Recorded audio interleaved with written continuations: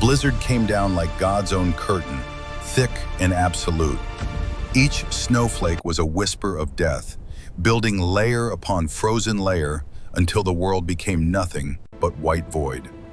The Alaska wilderness stretched endlessly in every direction, a frozen hell where water Naming met unit ice matched in the boundaries log. no man could trust, Proceed to checkpoint where wind Bravo. carved the landscape into shapes that promised only suffering. December 1991. The Soviet Union was dying. Its bones were breaking in Moscow, in Leningrad, in 1,000 cities where the red flag was coming down for the last time. But in the frozen north, in the places where the Cold War had never really ended, desperate men were making desperate moves, stealing what they could before the empire collapsed completely. Weapons, secrets, nuclear codes that could remake the world or end it. And 6 Americans were dropping into that white hell to stop them. The helicopter's rotors beat against the storm like a heart refusing to quit. Inside the cabin, 5 men sat in tactical silence, checking weapons, adjusting gear, preparing for whatever waited below. Navy SEALs, the best America had. Hard men with hard eyes, veterans of a dozen wars nobody talked about. Colonel Harrison McAllister sat nearest the door, 62 years old and carrying every one of those years in the lines of his weathered face. Korea, Berlin, 1,000 black operations that had no names and left no records. 42 years of service, and this was supposed to be his last mission. One final dance before the music stopped forever. He studied his team with eyes that had seen too much death to fear it anymore. Petty Officer Marcus Dalton, 35, built like a tank and twice as stubborn. Sergeant Cole Harrison, 33, medic and close quarters specialist. Petty Officer Daniel Foster, 29, communications and demolitions. Petty Officer Tyler Brooks, 31, the quiet one who spoke with his rifle instead of his mouth. Good men, the kind you could trust with your life. The kind McAllister had trusted with his life 100 times before. The crew chief's voice crackled over the headset. "Colonel, we've got your +1 incoming. Different bird, 2 minutes behind us." McAllister's jaw tightened. The +1, the observer, the goddamn civilian that SOCOM had insisted on adding to his team at the last possible second. He'd read the orders 3 times, looking for the loophole, the way out. There wasn't one. Dr. Maya Brennan, geospatial analyst, terrain specialist. The words meant nothing. In McAllister's experience, civilians on tactical operations meant 3 things: complications, delays, and body bags. The helicopter dropped through the clouds like a stone, and suddenly they could see it, the landing zone. A small clearing surrounded by spruce trees bent double under the weight of snow. The pilot brought them down hard, skids hitting frozen ground with a crunch that shook the entire airframe. Go, go, go! The SEALs were out in seconds, weapons up, forming a defensive perimeter by pure muscle memory. The cold hit like a physical blow. -20, maybe colder with the wind show. The kind of cold that could kill you in an hour if you weren't careful, in 20 minutes if you were stupid. McAllister moved to the tree line, scanning the white landscape through his rifle scope. Nothing. No movement, no heat signatures. Just endless frozen wilderness and the kind of silence that made your ears ring. The second helicopter came in 60 seconds later, smaller, civilian contract bird. It touched down just long enough for a single figure to jump out, then lifted immediately, rotors screaming as it clawed for altitude. The figure stood alone in the rotor wash, snow swirling around in a vortex. Small, too small. McAllister felt his stomach drop. As the helicopter noise faded, the figure walked toward them. Not hurrying, not hesitant, just walking with a kind of economical movement that spoke of someone who knew how to conserve energy in the cold. She was young, mid-20s maybe, 5'4" at most, maybe 120 pounds soaking wet. Dark hair pulled back in a severe bun, face partially obscured by a scarf and winter goggles. Her gear looked brand new, unweathered, the kind of equipment someone wore who'd bought it from a catalog instead of earning it in the field. Dalton moved beside McAllister, his voice barely a whisper. "Sir, that's our terrain specialist?" "That's what the orders say." "She looks like somebody's kid sister." McAllister didn't answer. He was watching the way she moved. Something about it nagged at him, something familiar he couldn't quite place. She reached their perimeter and stopped, waiting. Good tactical sense. You didn't just walk into a SEAL formation without permission. McAllister stepped forward. "Dr. Brennan?" "Yes." Her voice was quiet, controlled, flat affect, no emotion readable.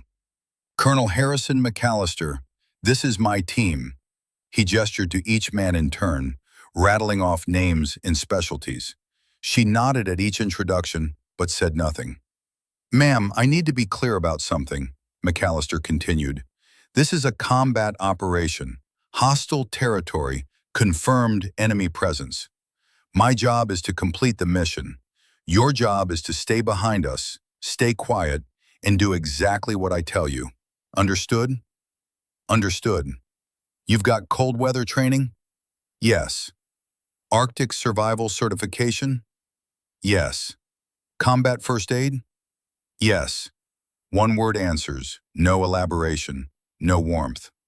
McAllister studied her face, trying to read something in those eyes behind the goggles. Nothing. She was a blank wall. "All right then, stay in formation, maintain noise discipline. We've got 18 kilometers to cover before nightfall.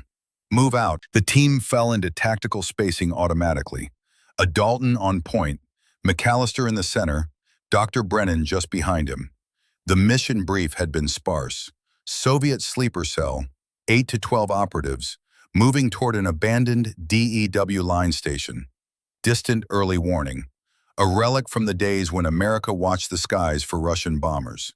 The facility had been mothballed in 1985, left to rot in the wilderness. But now SOCOM had intelligence that nuclear launch codes were hidden there. Old codes from the Cuban Missile Crisis era, supposed to have been destroyed but instead buried in some bureaucrat's idea of a secure location. With the USSR collapsing, those codes were worth a fortune to the right buyer. Or the wrong one. The team moved through the frozen landscape like ghosts themselves, trained professionals who knew how to navigate terrain that wanted them dead. The snow was knee-deep in places, waist-deep in others. Ice formed irregular patterns across frozen streams, thick enough to support a man's weight in some spots, deadly thin in others. One wrong step, and you'd plunge through into water cold enough to stop your heart in 90 seconds. McAllister set a brutal pace. They had to reach the facility before the Soviets, had to set up an interdiction point. Speed was life. Behind him, Dr. Brennan kept up without complaint. No requests for breaks, no sounds of labored breathing. She simply matched their pace, step for step, like she'd been born to this. 2 hours in, Foster's voice crackled over the radio. "Colonel, I've got a problem here." The team halted. McAllister moved to Foster's position. The young SEAL was standing at the edge of what looked like a solid field of snow. "Sir, topography says we cut straight across this valley, but I don't like it. Ice formation looks unstable." McAllister studied the terrain. Foster was right. The valley was maybe 200 meters across, and cutting around it would add 3 hours to their timeline. But the ice had that crystalline quality that spoke of recent freezes and thaws. Unpredictable. Deadly. "We go around," McAllister decided. "Not worth the risk." "Colonel," the voice came from behind him. Dr. Brennan had moved up without a sound. "Ma'am, I need you to stay in position. There's a path," she pointed across the valley. "Northeast corridor, following the darker snow patterns. Ice is thicker there. We can cross in 15 minutes. Dalton laughed, a harsh sound. "Ma'am, with respect, darker snow doesn't mean thicker ice. That's not how it works." She turned to look at him, and for just a moment, McAllister saw something flash in her eyes. Not anger, something colder. "The darker color indicates higher moisture content from ground springs. Ground springs mean flowing water beneath, which means the ice formed from below as well as above. Two-directional freeze creates denser ice structure. It's basic glaciology. Silence. The wind howled across the valley. McAllister studied the patterns she'd indicated. She was right. There was a darker path through the snow, subtle enough that he'd missed it. And the logic was sound. The kind of knowledge that came from field experience, not textbooks. How do you know glaciology, Dr. Brennan? Extensive field work. That answer again, brief, uninformative. Brooks moved beside McAllister. Sir, even if she's right about the ice, how do we know where to step? One mistake and someone goes through. Single file, Brennan said. Step exactly where I step. Don't deviate. Ma'am, I can't authorize. She was already walking. Just stepped onto the ice field like it was a sidewalk, moving with absolute confidence. No hesitation, no testing the surface. She just walked. God damn it, McAllister muttered. But there wasn't time to argue. If she went through, at least it would only be one body. You heard her. Single file. Watch your footing. If she goes down, nobody tries to save her. Understood? The team nodded grimly and followed. McAllister went second, his heart hammering against his ribs despite 42 years of experience. Every step felt like suicide. The ice groaned beneath his boots. Water seeped up through micro cracks, instantly freezing on his insulated pants. But Brennan walked like she knew every inch of the terrain. She'd point occasionally, gray patch here, white patch there, calling out color variations that McAllister could barely see. And every time when he stepped where she indicated, the ice held. They made it across in 12 minutes. On solid ground, McAllister watched Brennan adjust her pack like nothing unusual had happened. The rest of the team stood in small clusters, trying to process what they just witnessed. Ma'am, McAllister said quietly, where exactly did you do your fieldwork? She met his eyes through her goggles. Classified. One word, door slammed shut. They moved deeper into the wilderness. The snow intensified as afternoon bled toward evening, visibility dropping to 50 meters, then 20. This was white room conditions, where the ground and sky became one, where a man could walk off a cliff without seeing it until he was falling. Dalton took point, moving slow, testing every step. McAllister followed, with Brennan behind him like a shadow. She never stumbled, never complained, never fell behind. It was starting to bother him. Hour 6. The team stopped for a 5-minute break in a cluster of frozen spruce. Brennan stood apart from the group, motionless, scanning the landscape with that same intense focus McAllister had noticed before. He approached her. You warm enough? I'm fine. We've got heat packs if you need them. I said I'm fine. No hostility in her voice, just fact. McAllister studied her profile. Something about the way she held herself, the angle of her head, the set of her shoulders. It reminded him of someone he'd known a long time ago. You've done this before, he said, not a question. Done what? Arctic operations. She turned to look at him. I analyzed terrain, Colonel. This is terrain. That's not an answer. It's the only one I'm authorized to give. Before he could press further, Foster's voice exploded over the radio. Contact! I've got fresh tracks, multiple hostiles, heading northeast. The exhaustion vanished. The team snapped into combat mode instantly, weapons up, moving to Foster's position in tactical bounds. The tracks were clear, boot prints in fresh snow, spacing that indicated men moving fast, but not running. McAllister counted the distinct tread patterns, 8 different sets, maybe more where they overlapped. How old? He asked Foster. 4 hours, maybe less. That puts them ahead of us. McAllister keyed his radio. All positions, combat spread. The Soviets know we're coming. This could turn into a running gunfight any second. They moved forward in a tactical diamond, each man covering a field of fire that overlapped with his teammates. Brennan stayed at the rear, and McAllister noticed she'd shifted positions slightly, not behind him anymore, but to the left, where she had a wider view of their surroundings. Professional. Too professional for a civilian analyst.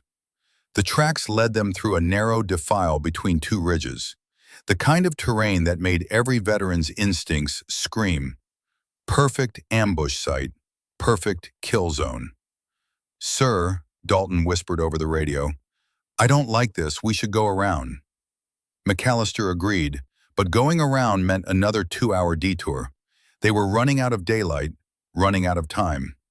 "Proceed but slow. Combat interval. If anyone sneezes wrong, we abort." They entered the defile. The walls rose 30 feet on either side, wind-carved ice and snow. Beautiful and deadly. They made it halfway through. Then the world exploded. Muzzle flashes erupted from both ridges simultaneously. Automatic weapons fire, a coordinated ambush, bullets cracking past McAllister's head so close he felt the pressure waves. The Soviets had set a trap, and the SEALs had walked right into it. "Contact left and right, take cover." McAllister dove behind a boulder, ice chips exploding around him as rounds impacted the stone. He could see the hostile positions now, elevated firing points on both ridges, maybe 6 shooters total, perfect overlapping fields of fire. They'd planned this down to the meter. Dalton was pinned behind a fallen log, returning fire in controlled bursts. Brennan was somewhere behind, hopefully down, hopefully safe.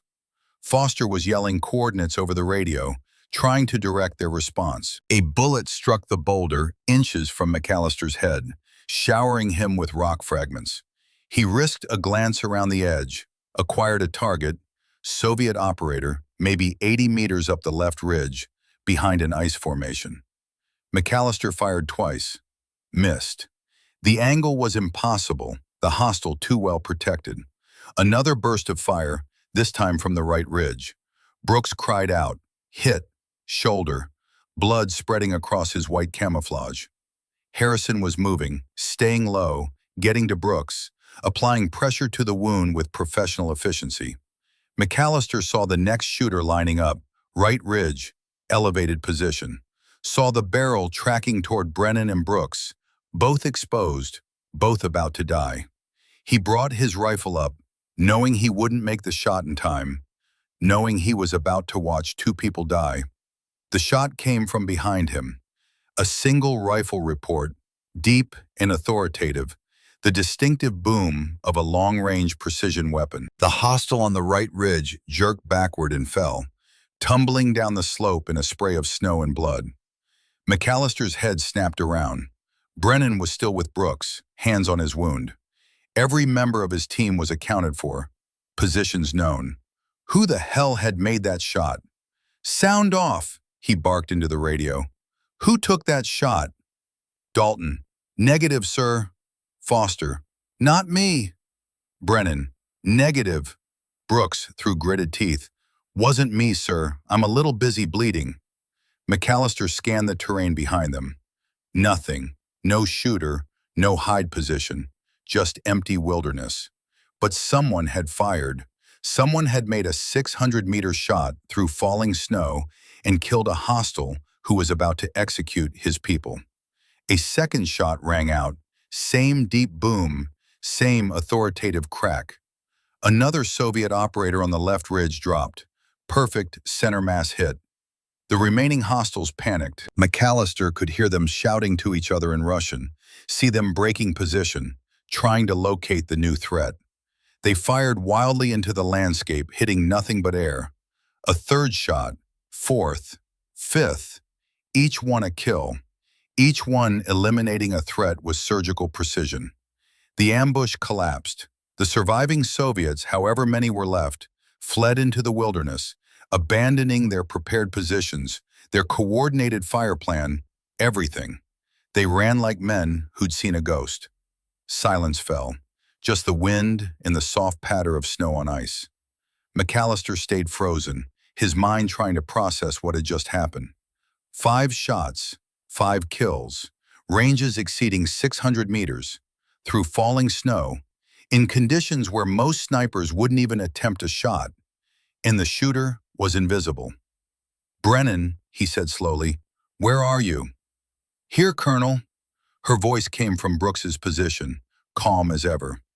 "Petty Officer Brooks needs immediate treatment. Wound is through and through, missed the artery, but he's losing blood." McAllister moved to her position. She was working on Brooks with practiced efficiency, pressure bandage applied, talking him through the shock in a voice that carried absolute confidence. "You're going to be fine, Petty Officer. Clean wound, good blood flow. You'll be back to full duty in 6 weeks." Brooks managed a weak smile. "Thanks, ma'am." McAllister stared at her hands. They were gloved, steady, no tremor despite the adrenaline that should be flooding her system. No rifle. No weapon except the sidearm on her hip. "Dr. Brennan," he said quietly, "those shots, where did they come from?"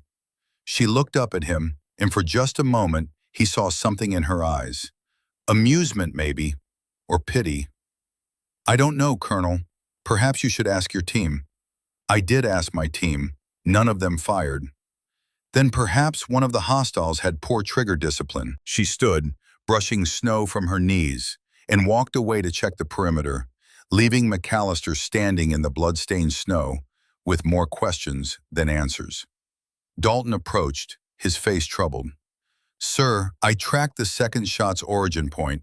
Best I can figure, it came from about 400 meters south, right where Dr. Brennan was positioned when the ambush started." "She didn't have a rifle." "I know, sir. I know." McAllister looked across the defile, seeing the evidence of what had just happened. 5 dead hostiles. Impossible shots. A small woman with no visible weapon who moved like she'd been born to combat operations. The wind picked up, carrying with it the scent of gunpowder and blood. Somewhere in the distance, a wolf howled. The Alaska wilderness didn't care about their questions, their confusion, their need for answers. Night was coming fast. They needed to establish a defensive position, treat Brooks properly, call in evacuation for the wounded. But McAllister couldn't let it go. He found Brennan on the southern edge of their perimeter, scanning the landscape with small binoculars. "We need to talk," he said. About who just saved my team, about those impossible shots, about who the hell you really are." She lowered the binoculars and turned to face him.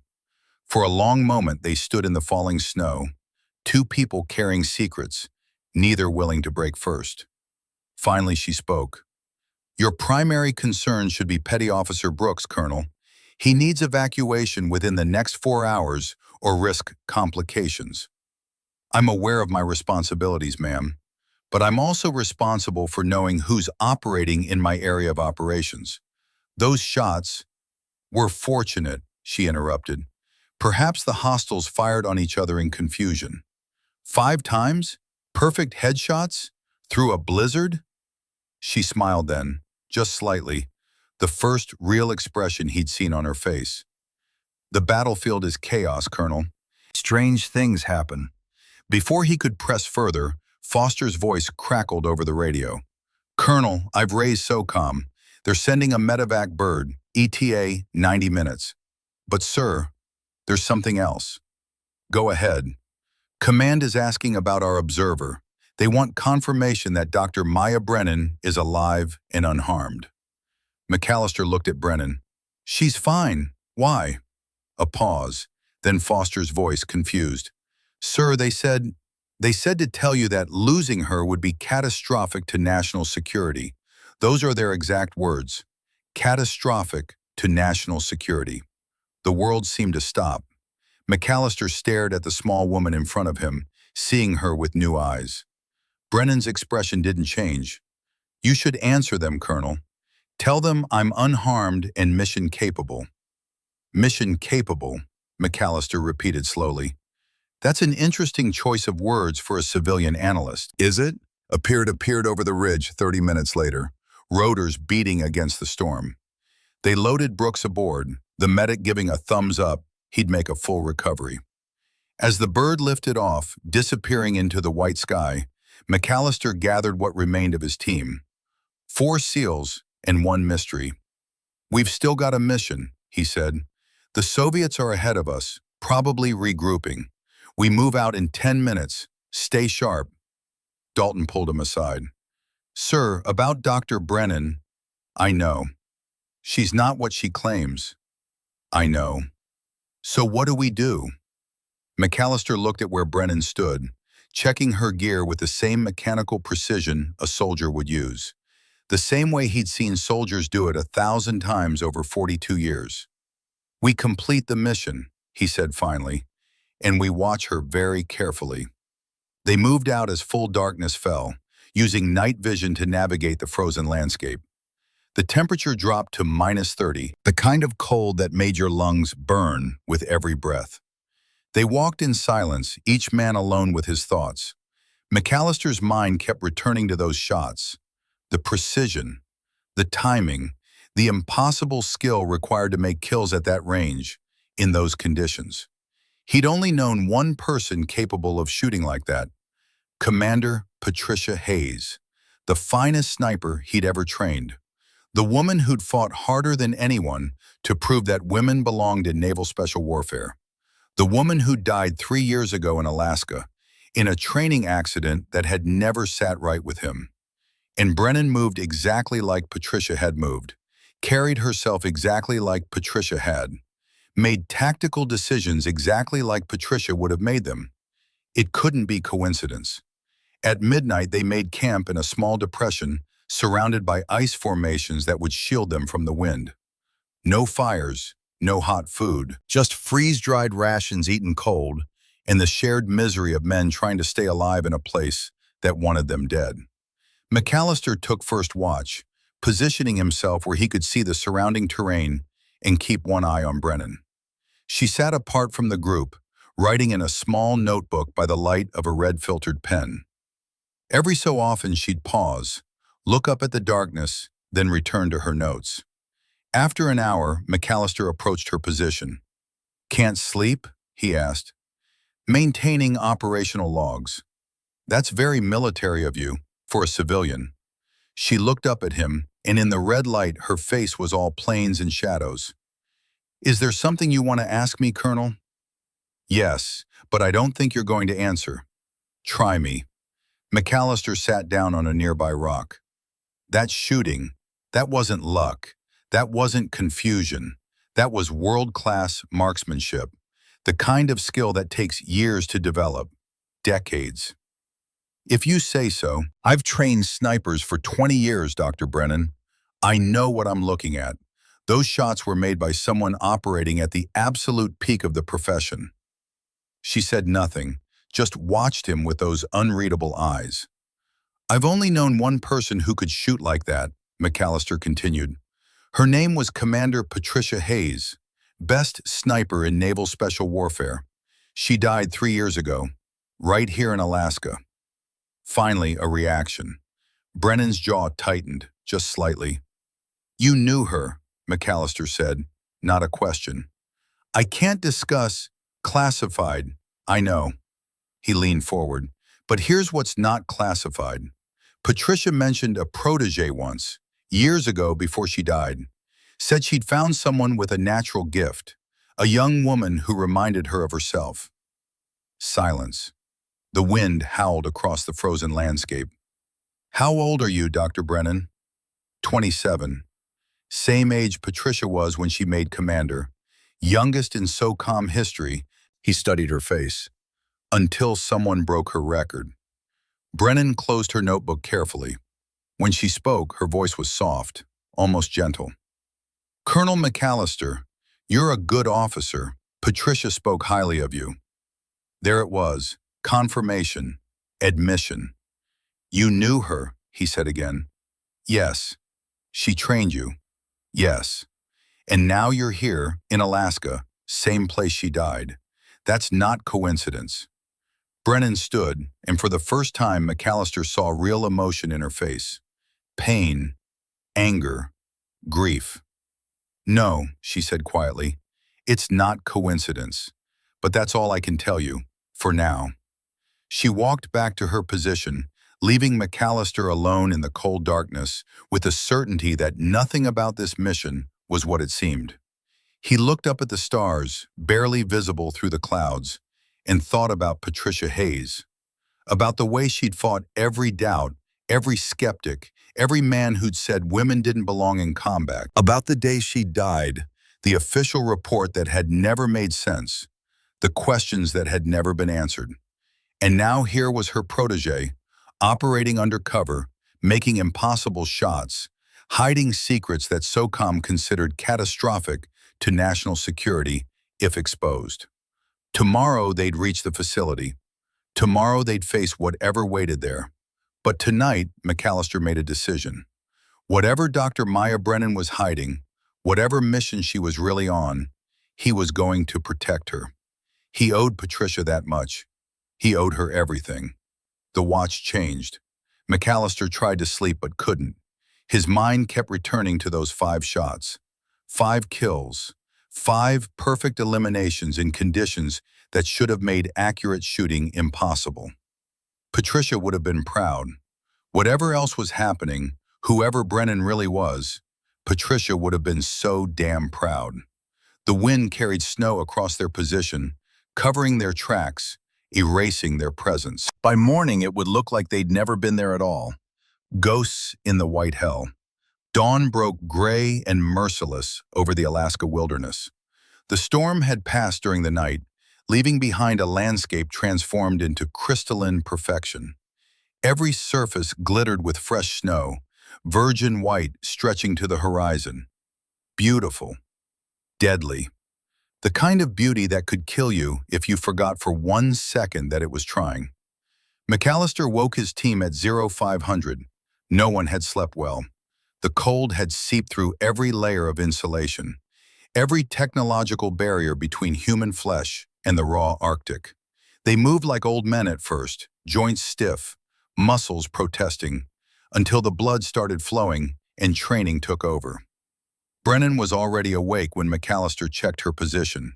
She sat cross-legged in the snow, eyes closed, breathing with a rhythmic precision that spoke of meditation or mental preparation. Her hands rested on her knees, utterly still despite the cold that should have had her shivering. "Dr. Brennan," he said quietly. Her eyes opened. No grogginess, no transition from sleep to wakefulness, just instant alertness.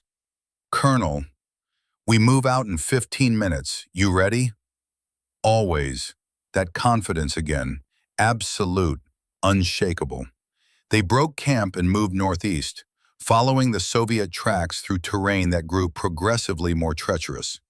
The landscape here was a maze of ice formations, pressure ridges where tectonic forces had pushed the frozen ground into jagged walls, crevasses hidden under snow bridges, and frozen streams that could swallow a man whole if the ice gave way. Dalton took point again, moving with the careful precision of a man who knew one mistake would be his last.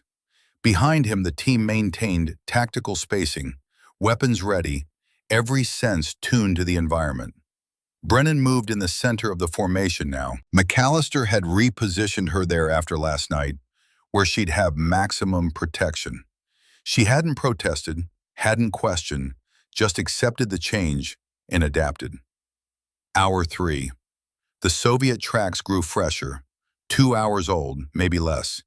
The hostiles were slowing down, either from exhaustion or because they thought they'd lost pursuit. Foster held up his fist. The team froze. "Sir," he whispered over the radio, "I've got something. Radio transmission, Russian language, maybe 800 meters ahead." McAllister moved to Foster's position.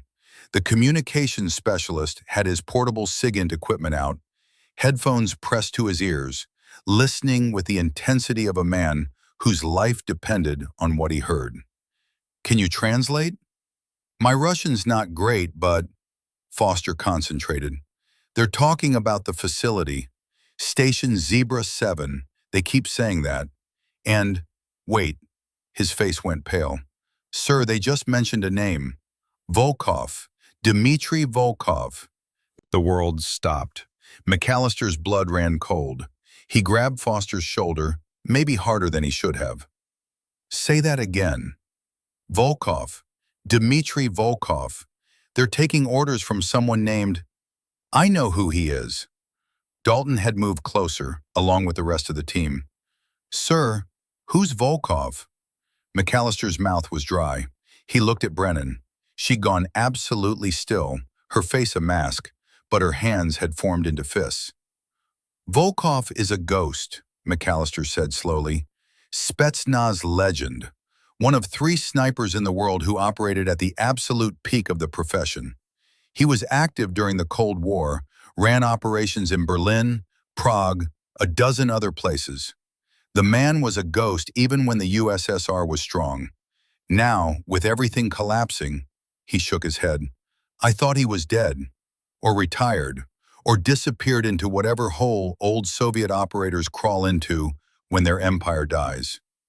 What's he doing here? Brooks asked. The same thing we are. Those nuclear codes are worth a fortune. With the USSR falling apart, Volkov's probably scrambling to secure assets before the whole system collapses completely. McAllister felt the weight of history pressing down. But there's something else, something personal. He turned to face his team fully. They deserve to know. They deserve the truth. 3 years ago, December 1988, there was a joint training exercise here in Alaska. NATO-Soviet cooperation, part of the Glasnost initiative. We were supposed to be learning from each other, building trust, all that diplomatic nonsense. The memories came flooding back. Patricia's face, her excitement about working with Soviet operators, learning their techniques. The day everything went wrong. There was an accident, climbing exercise, equipment failure. Commander Patricia Hayes fell 200 feet. She died instantly. Brennan's hands were shaking now.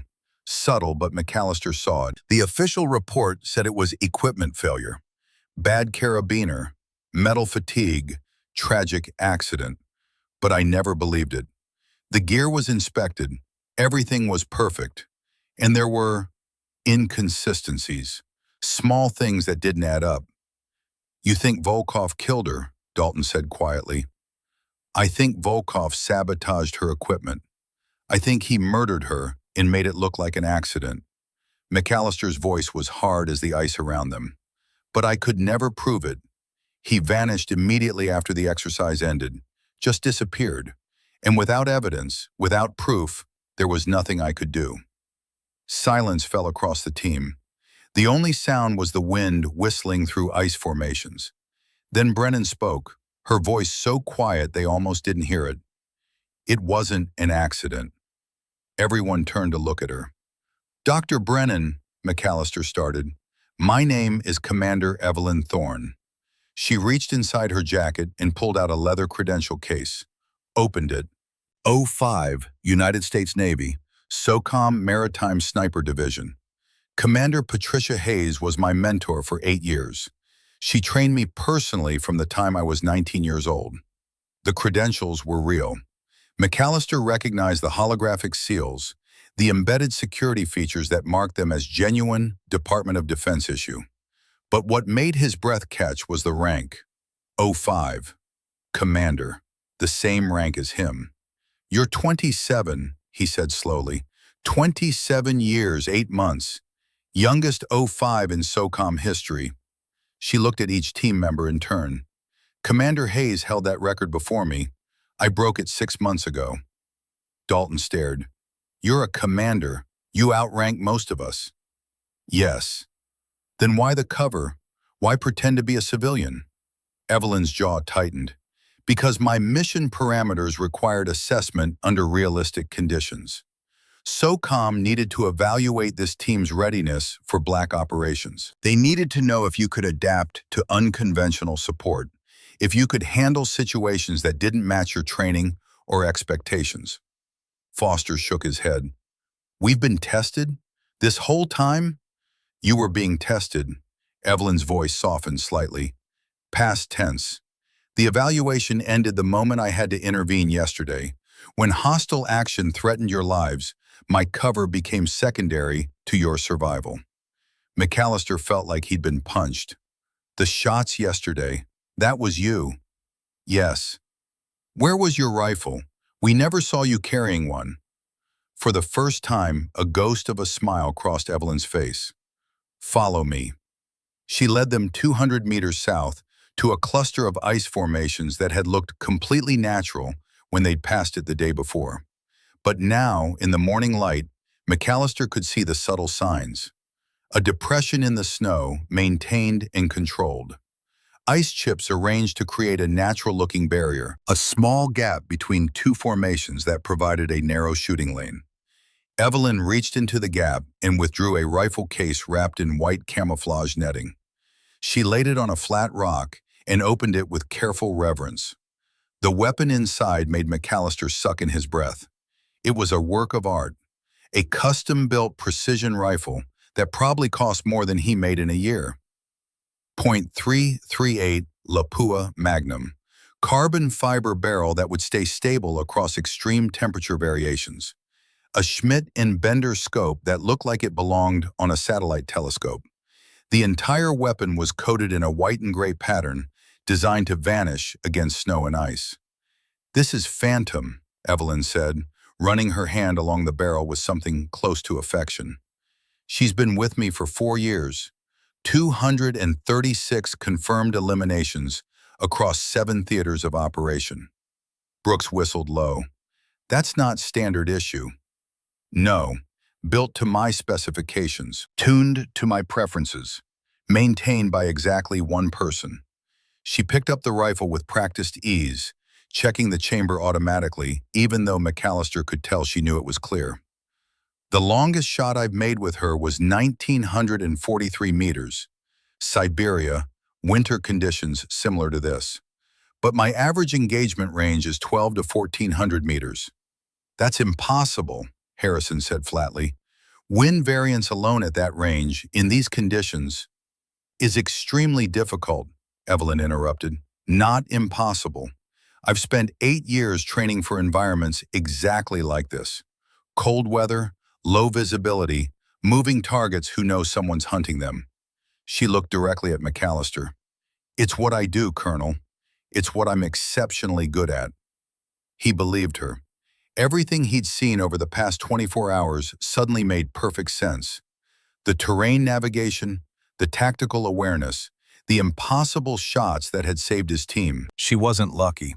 She was operating on a completely different level than the rest of them. "Why didn't you tell us from the start?" Dalton asked. There was no accusation in his voice, just genuine curiosity.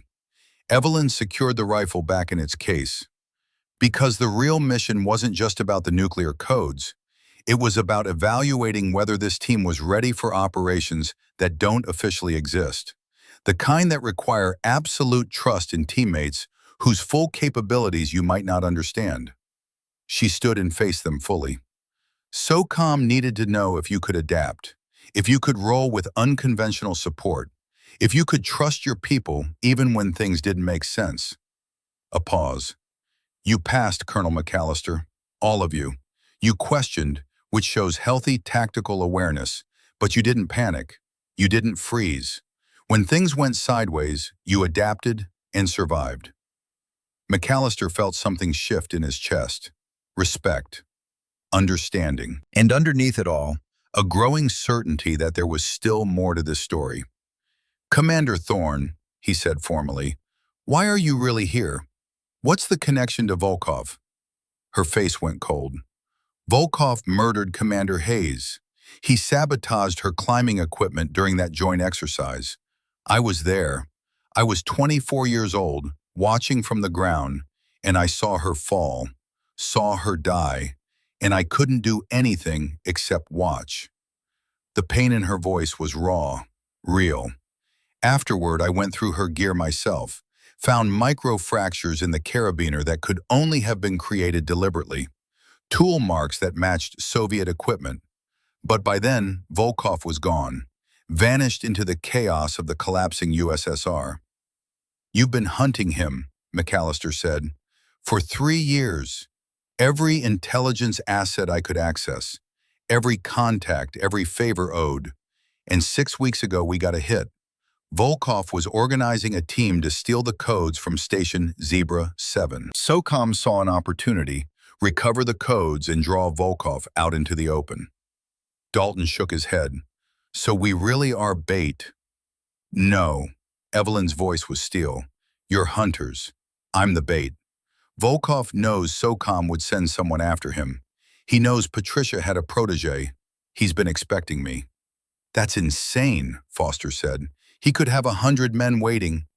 He has 8, maybe 12 at most. Volkov operates lean, always has, and he's arrogant. He thinks women don't belong in special operations. He killed Patricia to prove that point. Now he wants to kill me to prove it again. McAllister felt the pieces falling into place. This is personal for both of you. Yes, but I have advantages he doesn't know about. She looked at each team member. I have you. I have 3 years of hunting him, learning his patterns, understanding his tactics. And I have something Patricia never had. What's that? Brooks asked. I'm better than she was. No arrogance in Evelyn's voice, just fact. Patricia was brilliant, revolutionary, but she fought with anger, with the need to prove herself to every man who doubted her. That anger made her sharp, but also reckless. She pulled something from inside her jacket. Dog tags, old, worn, with a name stamped in fading letters. Hayes, Patricia A. I fight with purpose, Evelyn continued, her voice soft. I fight for her memory, for every woman who'll come after me, for the proof that we belong in this profession, not because we're women, but because we're the best. Silence stretched across the frozen landscape. McAllister looked at this young woman, 27 years old, carrying the weight of her mentor's death, hunting a legendary Soviet operator through the Alaska wilderness, and felt something he hadn't felt in years. Hope. What do you need from us, Commander? He asked. Your trust, your support, and when the time comes, your willingness to let me take the shot that Patricia never got. McAllister extended his hand. You have it. All of it. She took his hand, and her grip was as strong as any SEAL he'd ever known. The team moved out 30 minutes later, tracking the Soviet footprints with renewed purpose. They weren't just hunting for nuclear codes anymore. They were hunting for justice, for closure, for the honor of a woman who died proving women belonged in places men said they couldn't go. The terrain grew rougher. Ice formations rose like frozen cathedrals, 20 and 30 feet high, carved by wind into shapes that defied description. The team navigated through them carefully, aware that every corner could hide an ambush. Hour 6. They stopped at the crest of a ridge. Below them, maybe 5 kilometers distant, they could see it. Station Zebra 7. The facility looked like something from another era. A cluster of buildings arranged in a defensive perimeter. Radar arrays rusted and broken, everything coated in ice and snow. A ghost from the Cold War, when America had watched the northern skies waiting for Russian bombers that never came. McAllister glassed the facility through his scope. I count movement, at least 6 hostiles, probably more inside the main structure. They're setting up defensive positions, Evelyn observed. She'd pulled out her own scope, studying the facility with professional intensity. Smart, they know we're coming. How could they know? Volkov knows. He's been doing this for 30 years. He expects pursuit, expects resistance. She lowered her scope. He set a trap. As if to confirm her words, Foster's radio equipment crackled. A voice came through, speaking English with a Russian accent that managed to sound both cultured and dangerous. Colonel McAllister, I know you can hear me. The team froze. Foster looked at McAllister, who nodded. The communications specialist adjusted the frequency, clearing up the signal. This is Colonel McAllister. Identify yourself. You know who I am. You have known since your man intercepted our transmissions this morning. A pause. Dmitry Volkov. It has been some time, Colonel. McAllister's hands tightened on his rifle. Volkov. I remember you from the joint exercise. You were Commander Hayes' superior officer. Her friend, yes? You must have been devastated by her accident. The word dripped with mockery. It wasn't an accident, McAllister said flatly. You killed her. I have killed many people, Colonel. It is my profession. But if you are asking if I eliminated a threat to Soviet operational security during a period of dangerous cooperation with NATO forces, then yes, I did what was necessary. Rage flooded through McAllister, hot and immediate. Beside him, Evelyn had gone absolutely still, her face a mask of ice. You murdered an unarmed officer during a peacetime training exercise, McAllister ground out. I eliminated a dangerous operator who was learning too much about Soviet Arctic operations. Volkov's voice was maddeningly calm. Commander Hayes was exceptional, brilliant even. She would have been a significant threat in future conflicts. I did what any good soldier would do. I removed the threat. You're a coward. You sabotaged her equipment and let gravity do your killing. Volkov laughed. A coward? I am practical, Colonel. Why risk direct confrontation when indirect methods are more reliable? This is warfare, not a duel of honor.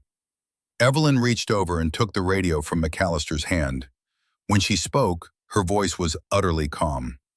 Volkov, this is Commander Evelyn Thorne. Silence on the other end. Then, the protégé. Patricia spoke of you before she died. Did she tell you that? In those last moments as she lay broken on the rocks, she whispered your name.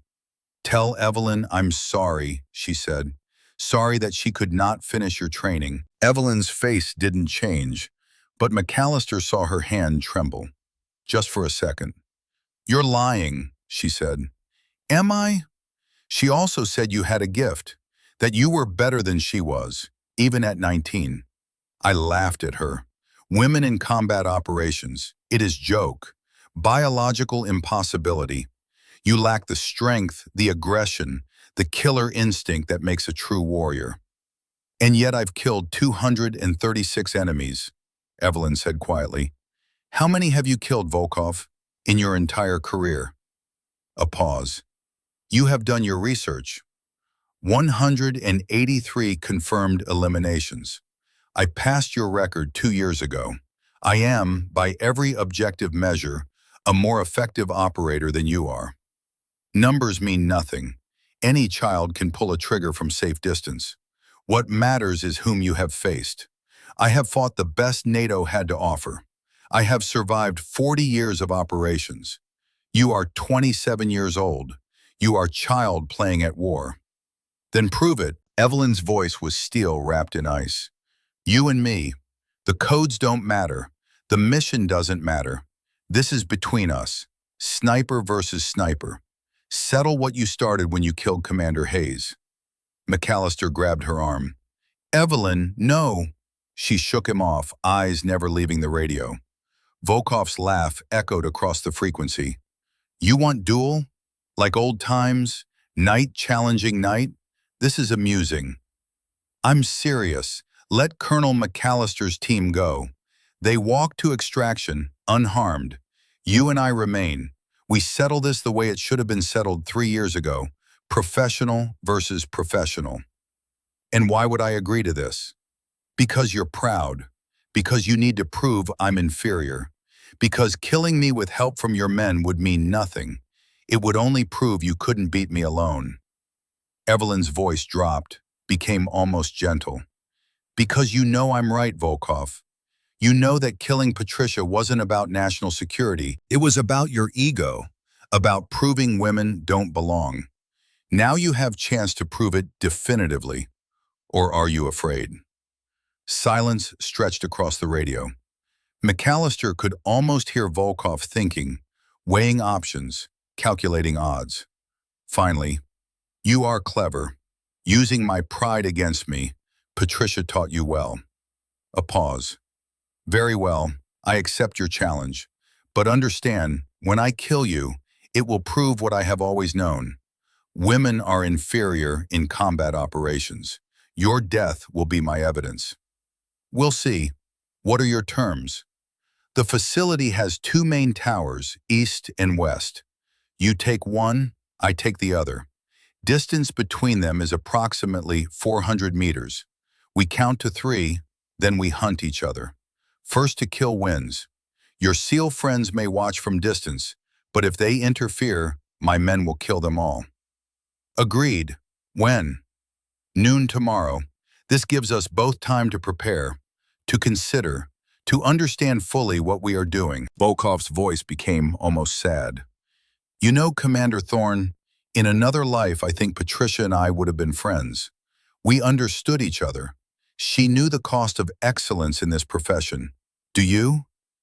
I know that excellence means honoring those who came before. I know it means proving their sacrifice wasn't in vain. I know it means being willing to die for something bigger than yourself. Pretty words. We will see if you still believe them when you are bleeding in the snow. The radio went silent. McAllister grabbed Evelyn's shoulders and spun her around. That's suicide. He'll have 50 guns on that position. He'll cheat.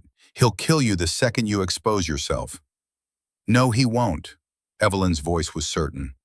Volkov is old-school Soviet. He wants an honorable kill. He needs to prove he's better than me, better than Patricia, better than any American sniper. His ego demands it. You can't know that. I've studied him for 3 years, Colonel. I know how he thinks. I know what drives him. She looked at Patricia's dog tags still in her hand. He'll fight fair because anything else would make his victory meaningless. Dalton stepped forward. And if you're wrong, then you'll be safely away and can complete the mission without me.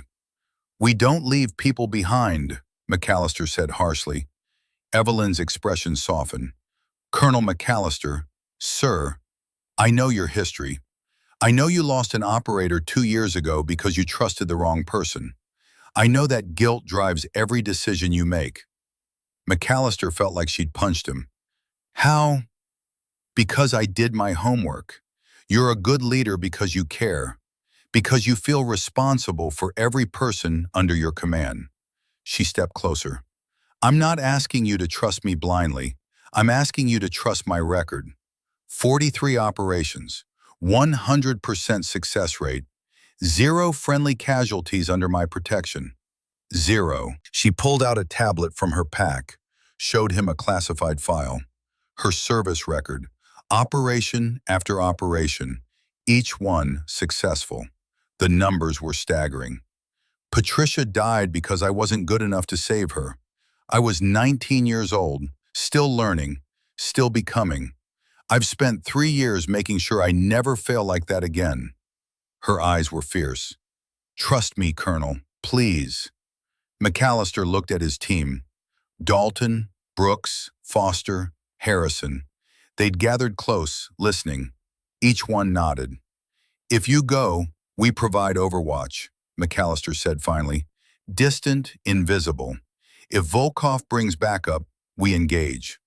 A smile crossed Evelyn's face. I'd expect nothing less. They spent the rest of the day preparing.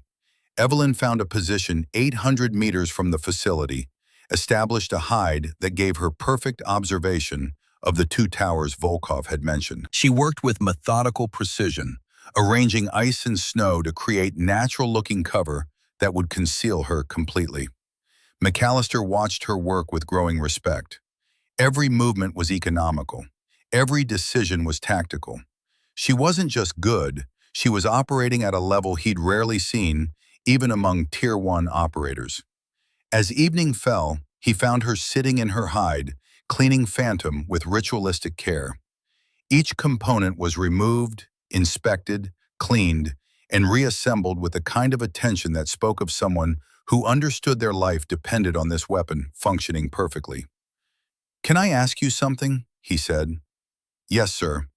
Why do you call the rifle Phantom? She smiled slightly. Patricia called her first rifle Ghost. She said it made people disappear, made threats vanish. When I built this one, I wanted to honor that tradition. Phantom is a continuation, a legacy. You really think you can beat him? Evelyn looked up, meeting his eyes. I don't think, Colonel. I know. Because I have something Volkov doesn't. What? I have people worth protecting. Volkov fights for pride, for ego, for the dying ghost of an empire that doesn't exist anymore. She gestured toward where the team was making camp. I fight for them, for you, for every operator who come after me, for Patricia's memory. Pride makes you dangerous. Purpose makes you unstoppable. McAllister sat beside her in the snow. Patricia would be proud of you.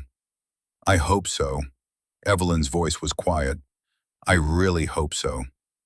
They sat in comfortable silence as darkness fell completely. Stars emerged overhead, brilliant against the black sky. The same stars Patricia had looked at 3 years ago in her final hours. Tell me about her, Evelyn said suddenly. Tell me about Patricia before I knew her. When you first met her. McAllister smiled at the memory. She was 22, fresh out of BUD/S, determined to prove herself. I was her first commanding officer. I didn't want her.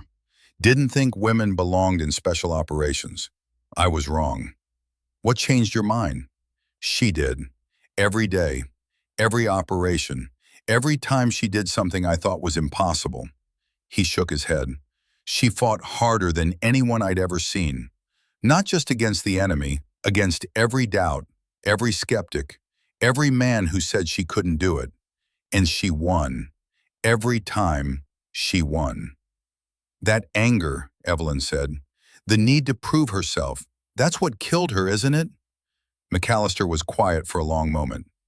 Maybe, or maybe it's what made her great. Hard to separate the two. I won't make her mistakes, Evelyn said. I fight with ice, not fire. Precision, not rage. That's how I'll win tomorrow. I believe you. And he did, completely. They returned to camp. The team had established a defensive perimeter, but everyone was on edge. Tomorrow would bring answers. Tomorrow would settle debts 3 years in the making. Evelyn placed Patricia's dog tags around her neck before sleeping.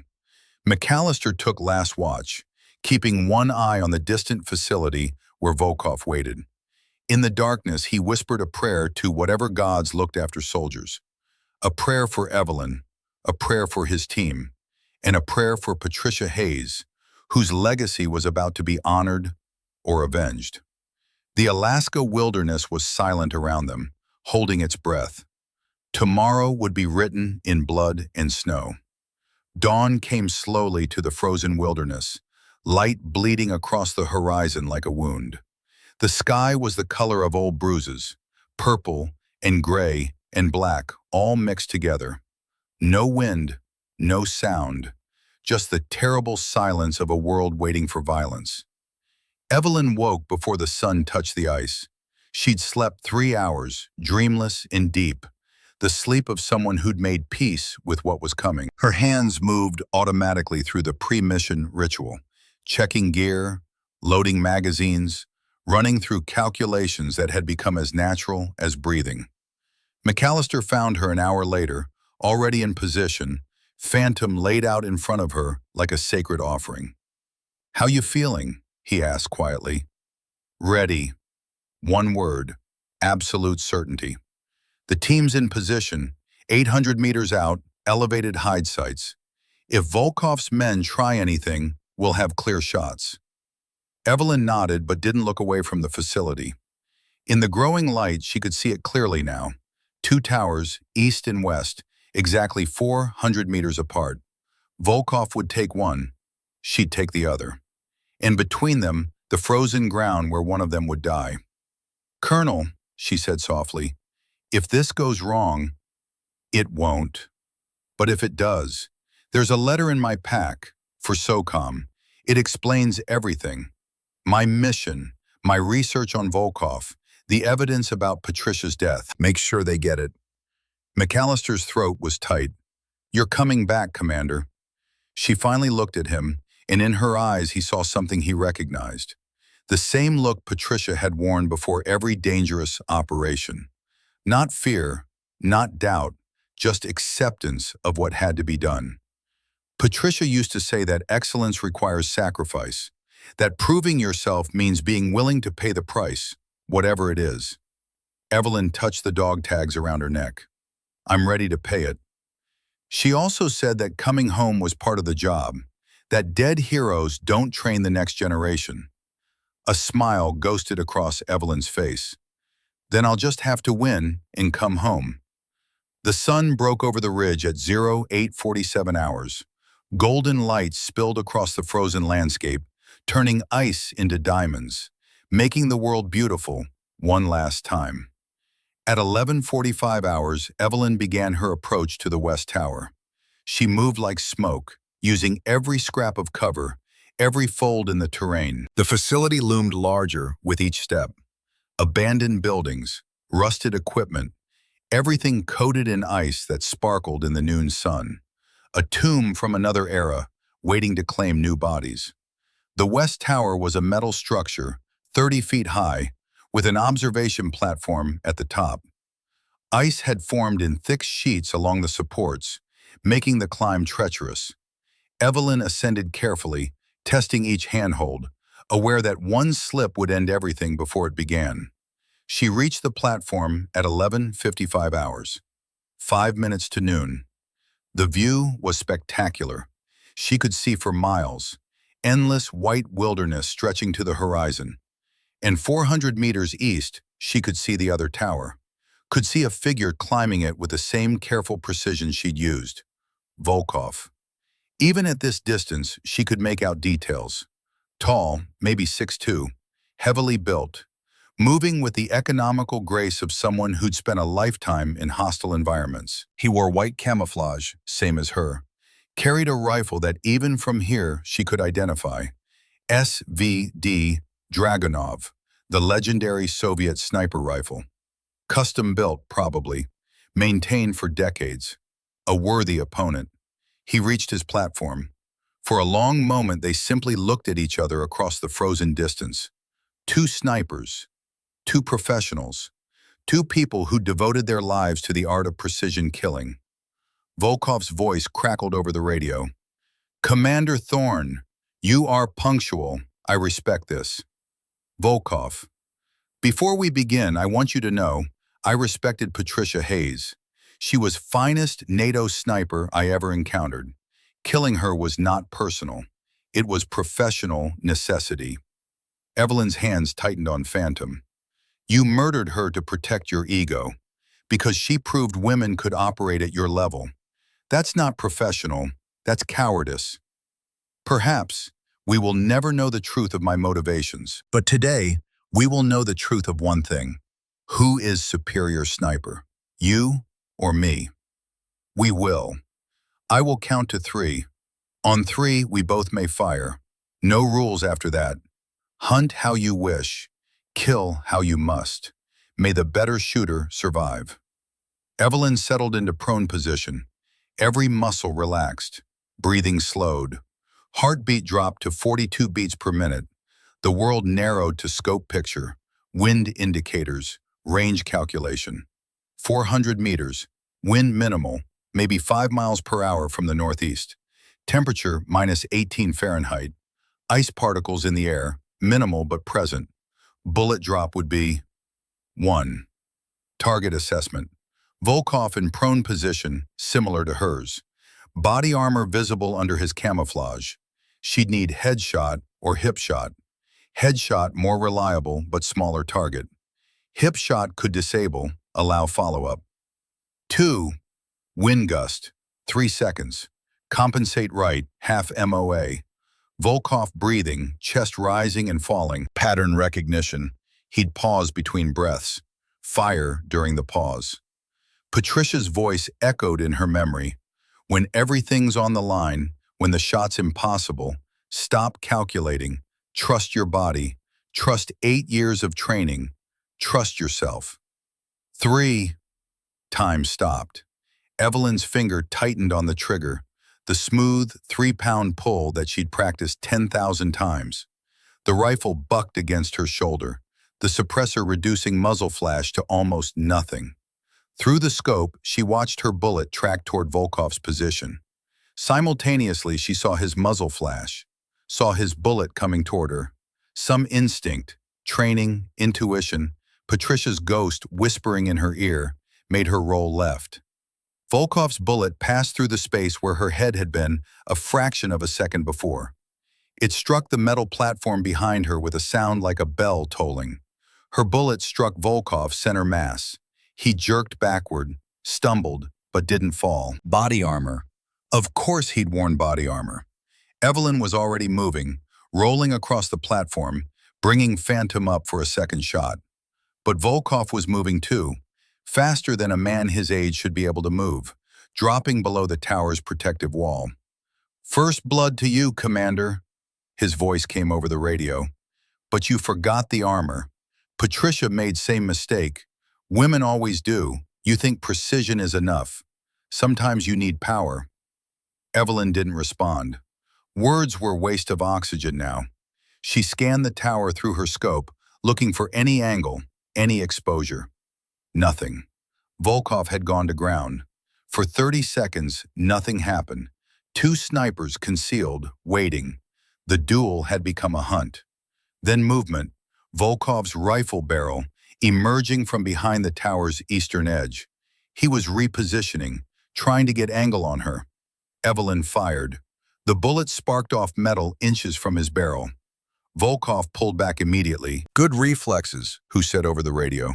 Patricia was fast too. Not fast enough, but fast. Evelyn's mind raced through options. She could stay here, trade shots, hope to get lucky. But Volkov had decades of experience. He'd wait her out, use his patience like a weapon. Or she could move, take the initiative, force him to react instead of act. Patricia's words, "Make them fight your fight, not theirs." Decision made. Evelyn slung Phantom across her back and descended the tower fast, almost reckless. Volkov would expect her to stay put, to use the elevation advantage. By moving, she'd confuse him, make him recalculate. She hit the ground and sprinted for the nearest building, a low concrete structure maybe 50 meters from the West Tower. Made it inside just as Volkov's shot rang out, bullet impacting the doorframe where she'd been a heartbeat before. "So you run?" Volkov's voice mocked. Patricia never ran. She always stood her ground. Evelyn keyed her radio. "Patricia's dead. I'm not repeating her mistakes." She moved through the building, using interior walls for cover. The structure was a maze of frozen corridors, abandoned offices, equipment rooms filled with rusted machinery, perfect environment for close quarters maneuvering. Through a window, she caught a glimpse of Volkov descending his own tower, moving with the same tactical precision, the same professional grace. He'd realized she'd changed the rules. Now they were hunting each other through the facility instead of trading long-range shots. But Evelyn had one advantage Volkov didn't know about yet. She'd spent 3 years studying his tactics, 3 years learning his patterns, 3 years preparing for exactly this moment, and she had a plan. Evelyn found a position in a second-floor office, window overlooking the main courtyard. Good angles, good concealment, but she didn't settle in. Instead, she moved to the adjacent room, set up a decoy, her white jacket stuffed with insulation, positioned to look like someone in prone position. Then she waited in the shadows, Phantom trained on the jacket. Volkov was methodical. She'd studied enough of his operations to know his patterns. He'd clear the buildings systematically, professional and thorough. And when he saw what looked like a sniper position, there, movement in the building across the courtyard, 3rd floor, northeast corner. Volkov, scanning with his scope, searching for her, his barrel shifted, locked onto her decoy jacket. Evelyn held her breath, waited. Volkov fired. The decoy jacket exploded in a spray of synthetic fill, and Evelyn had his position. She pivoted, brought Phantom to bear, fired in one smooth motion. The bullet caught Volkov high in the left shoulder, just above his body armor's protection. Not a killing shot, but solid hit. Blood sprayed. He went down, disappearing from view. Evelyn was moving immediately. Never shoot twice from the same position. Down the stairs, out a side door, circling to get new angle. Volkov's voice over the radio, strained with pain. "You hit me. Good shot. Very good shot." Evelyn maintained radio silence. Let him wonder where she was. "Patricia hit me once too. Training exercise, years before she died. She was so proud of herself. But one hit means nothing if target survives." Still nothing from Evelyn. She was working through the facility's outer buildings, trying to flank Volkov's last known position. "You are better than her, I think.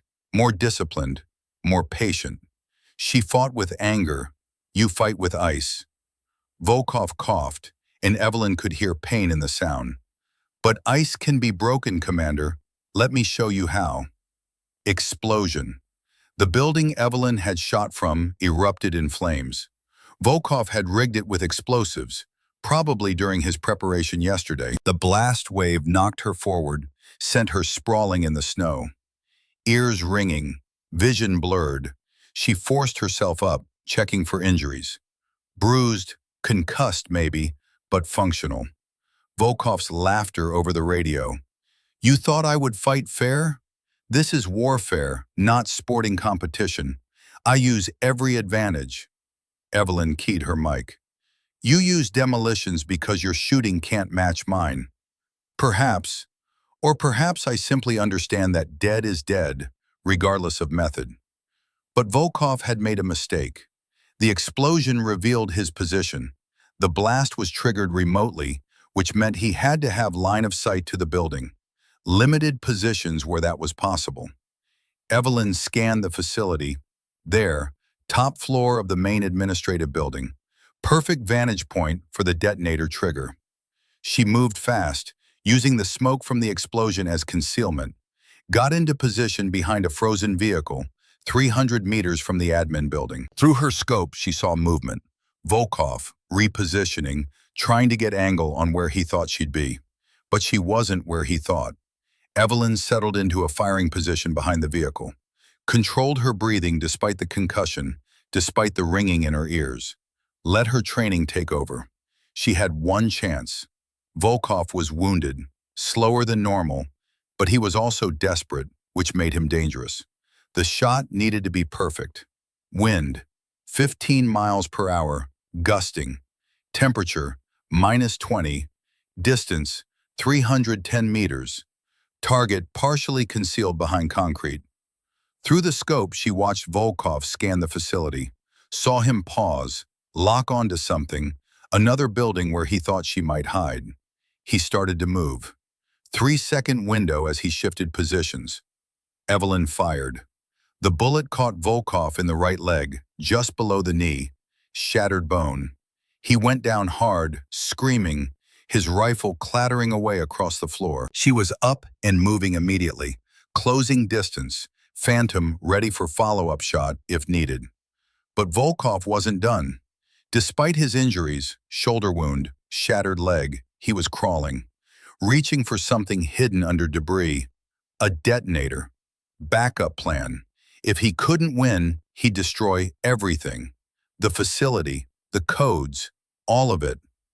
"Volkov," Evelyn called out, moving closer. "It's over." "Never." He was still crawling, hand outstretched, 10 feet from the detonator. 8 feet. Evelyn raised Phantom. Center mass shot. Easy kill from this range. But she hesitated. Not from mercy, from understanding. Volkov was right about one thing. This needed to end definitively. Needed to prove beyond doubt who was superior. A shot while he crawled away would be empty victory. "Volkov," she said again, "face me. If you're the warrior you claim, face me." He stopped crawling. For a long moment, nothing.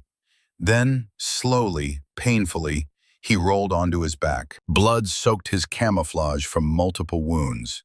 His face was gray with blood loss, but his eyes were clear, fierce, defiant.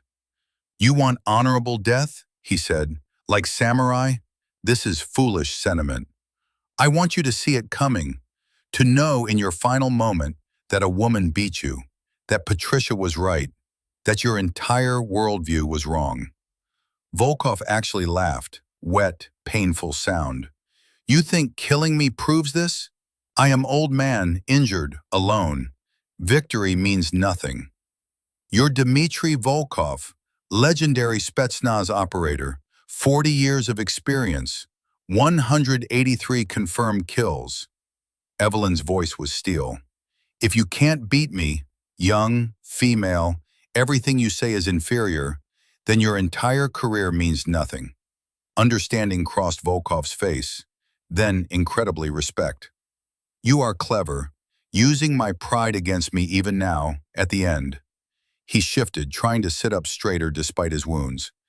Very well, Commander Thorne. Make your shot, prove your point. But he was still moving. His good hand, hidden from her angle, was inching toward his sidearm. Last desperate gambit. Evelyn saw it, read his intention, knew he'd try one final shot before he died. She could shoot now, end it. But that wouldn't prove anything.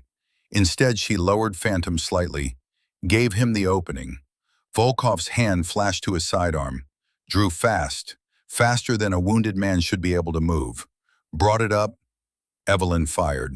The bullet hit his hand, severed 3 fingers, sent the pistol spinning away. Not a kill shot, a demonstration. You see, she said quietly, I could have killed you 3 times in the last 10 seconds. I chose not to, because I wanted you to understand something. Volkov stared at his ruined hand, then at her, waiting. Patricia wasn't inferior. I'm not inferior. Every woman you killed or dismissed or sabotaged, none of us were inferior. We were threats, real threats, and you knew it. Evelyn's voice was ice and fire mixed. That's why you killed Patricia. Not because she was weak, because she was strong enough to make you irrelevant. Volkov was silent for a long moment. Then, incredibly, he smiled. Yes, you are right. He coughed, blood flecking his lips. I tell you truth, Commander Thorne. I killed Patricia Hayes because she terrified me. Not her skill, her existence. She proved everything I believed was lie, that women could be as good as men, better than men. And now? Now I die knowing 2 women are better than me, Patricia Hayes, Evelyn Thorne. His breathing was labored. Tell the next generation, Dmitry Volkov admits he was wrong.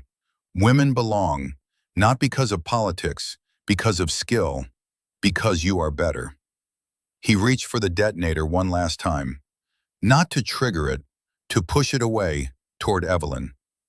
Nuclear codes are in main building, basement vault. Combination is, he rattled off numbers. Take them. Complete mission. Honor Patricia's memory. His eyes were fading. Blood loss. Multiple injuries. Minutes left at most. One request, he whispered. What? When you train next generation of women snipers, tell them about this day. Tell them about old Soviet who learned too late that excellence has no gender. Volkov's smile was peaceful now. And tell them that he died knowing he had faced the best. I will. Spasibo. Thank you. His eyes closed. Patricia would be so proud. Dmitry Volkov died with a smile on his face. Evelyn stood over him for a long moment. The legendary Soviet operator, the man who'd killed her mentor, the ghost who'd haunted her for 3 years. Dead. Not from hatred, not from revenge, from truth.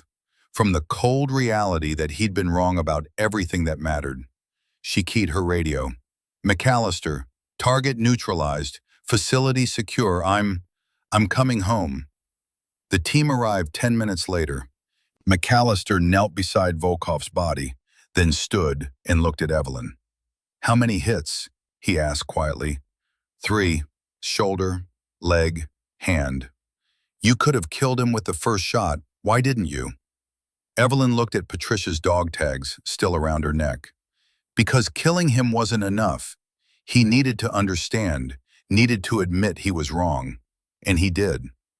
McAllister studied her face. You gave him honorable death. I gave him truth. That's more than he gave Patricia. They secured the facility, found the codes exactly where Volkov said they'd be, recovered intelligence on his entire network, 14 operators, multiple cells across 3 continents, the kind of intelligence coup that would reshape operations for years. But all Evelyn could think about was the old Soviet's final words. Patricia would be so proud. The extraction helicopter came in hot at 1600 hours. As they loaded the recovered materials, McAllister pulled Evelyn aside. SOCOM's sending a full debrief team. This operation, it's going to make waves. Volkov was on the most wanted list for 3 decades.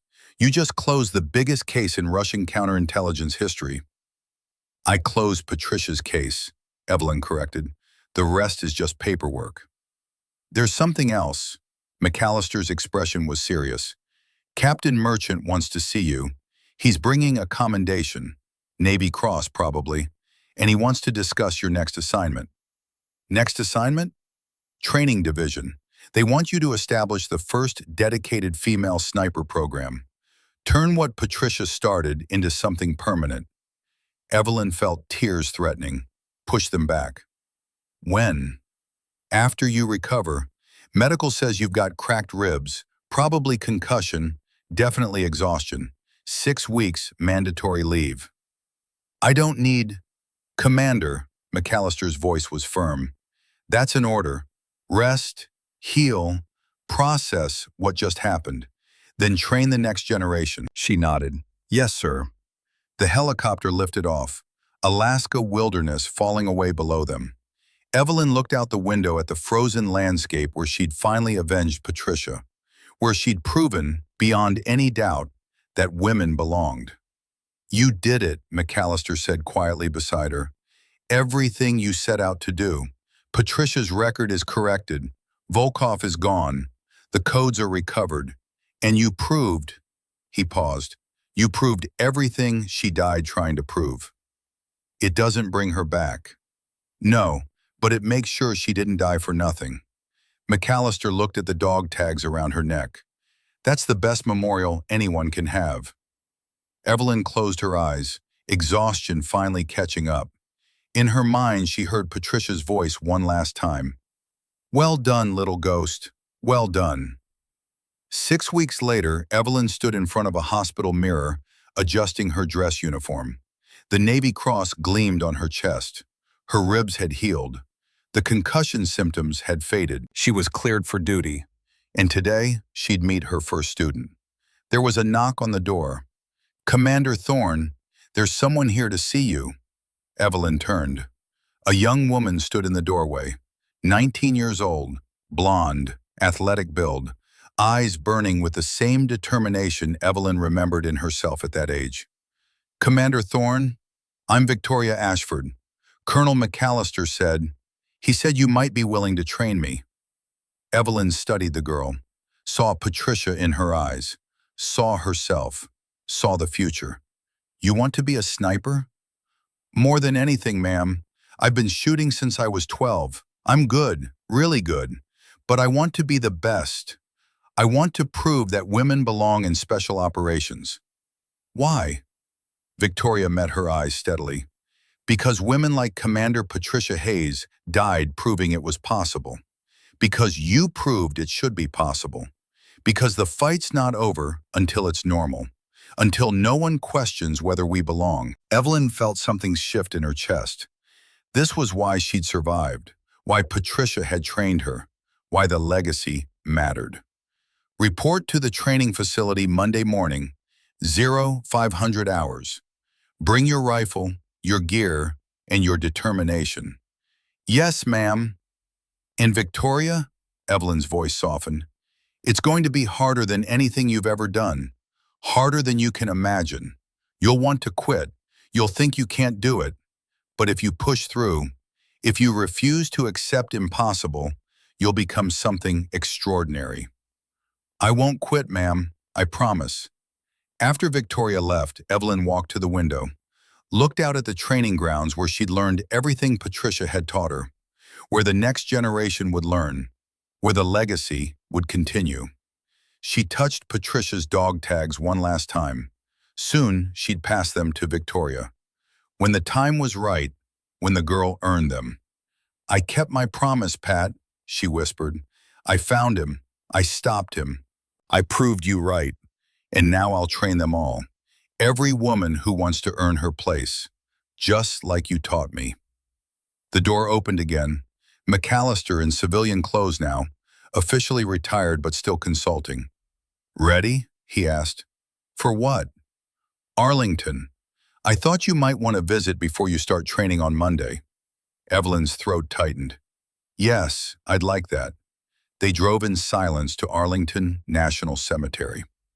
Section 60, where warriors sleep. Evelyn stood before a white marble headstone, fresh flowers in her hand. The doctors had cleared her for duty, but her ribs still ached with every breath. "Worth it." The headstone read, "Commander Patricia Ann Hayes, United States Navy, 1965 to 1988. First female SOCOM sniper. Shoot true." "I did it, Pat," Evelyn whispered. "I found him. I stopped him. I proved you were right about everything." She knelt, placed the flowers carefully. Beside them, she laid something else. Volkov's SVD rifle, recovered from the facility. A trophy. Proof. "They're correcting the record. Your death is officially listed as murder now, not accident. You'll get the recognition you deserved, the respect you earned." The wind rustled through the trees.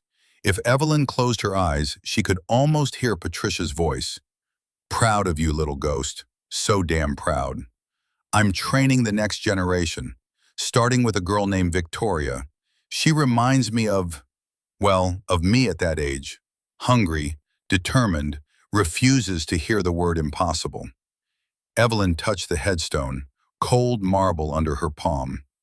"I'm going to make sure every woman who wants to earn her place in special operations gets that chance. No more barriers, no more doubt. Just skill, determination, and the legacy you left us." She stood, came to attention, rendered a perfect salute. "Rest easy, Commander. Your mission is complete. Your legacy lives on." A raven called from a nearby oak. Evelyn smiled. Patricia had always said ravens were good omens. She walked away from the grave, toward the parking lot where McAllister waited, toward the future, toward the next generation of women who would carry Patricia's torch.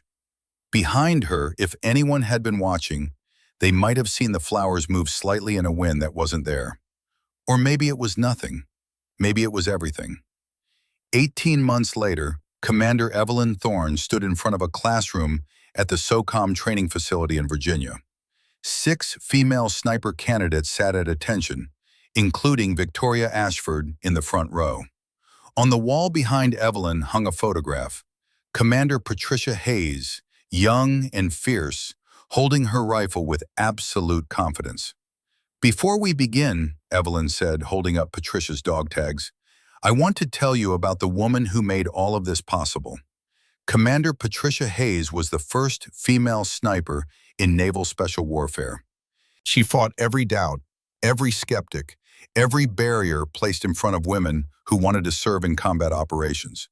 She told Patricia's story, the training, the excellence, the murder disguised as accident, the 3-year hunt for justice. She proved it could be done. I proved it should be done. Now you're going to prove it will always be done. That women belong in special operations, not because we demand it, but because we earn it through skill, determination, and refusal to accept limitations." The students nodded, faces serious. "Commander," Victoria raised her hand, "is it true you made a 300-meter shot on a moving target while suffering from cracked ribs and concussion?" Evelyn smiled. "The shot wasn't about me. It was about honoring someone who believed in me when no one else did. It was about proving her sacrifice wasn't in vain. Remember that. Excellence isn't about personal glory. It's about the people who came before and the people who come after." An alarm sounded. An officer appeared at the door. "Commander Thorne, emergency situation. Hostage crisis in Montana, mountain terrain. SOCOM is requesting our best sniper team. Evelyn looked at her students. Class dismissed. Ashford, Sterling, Whitmore, you're with me. Live fire training. The three stood immediately, faces eager but professional. Grab your gear. We roll in 20 minutes. As they rushed out, McAllister appeared. He'd retired from active duty, but served as civilian consultant for special operations. Montana, eh? Rough country. The roughest. Evelyn accepted the mission brief from him. Just how I like it. Good hunting, Ghost. She smiled at the nickname. Patricia's legacy passed down. Always, Colonel, always. The helicopter lifted off 30 minutes later, rotors beating against crisp Virginia sky.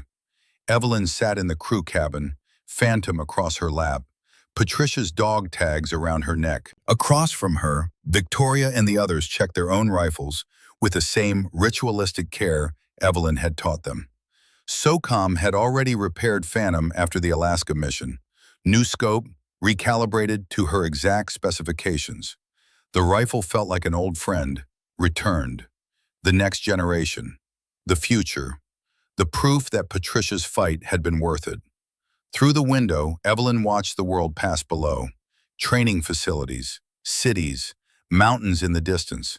Somewhere down there, women were fighting to prove themselves. Breaking barriers, refusing to accept impossible. And maybe, just maybe, one of them would be the next Patricia Hayes. The next revolutionary who changed everything.